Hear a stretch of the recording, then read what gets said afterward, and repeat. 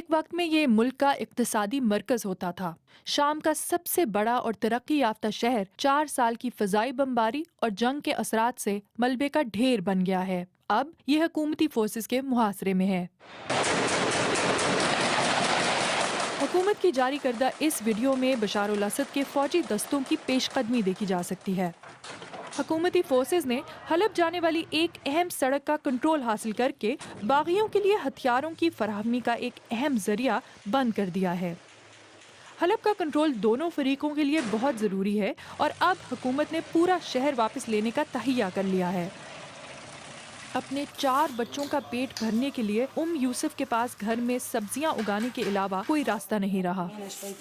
ہم نے باہر سے مٹی جمع کی اور اس میں بیج بونے لگے۔ حکومتی فورسز نے شہر میں آنے والی تمام سڑکوں کو بند کر دیا ہے۔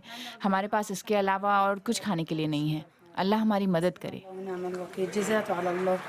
اس خاندان کے پاس 3 سال سے صاف پانی نہیں ہے اور بچے ہمیشہ بھوکے رہتے ہیں۔ لوگوں کا خدشہ ہے کہ حکومت بھوک کو ہتھیار کے طور پر استعمال کر رہی ہے۔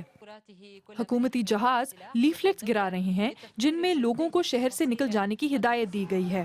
ان میں باغیوں کو کہا گیا ہے کہ وہ ہتھیار گرا دیں۔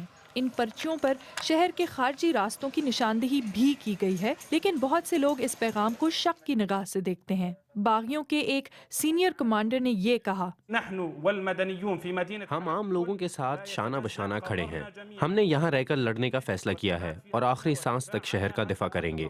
یہ ہماری زمین ہے اور ہم ادھر ہی رہیں گے۔ حکومتی فورسز میں اب اعتماد نظر آتا ہے۔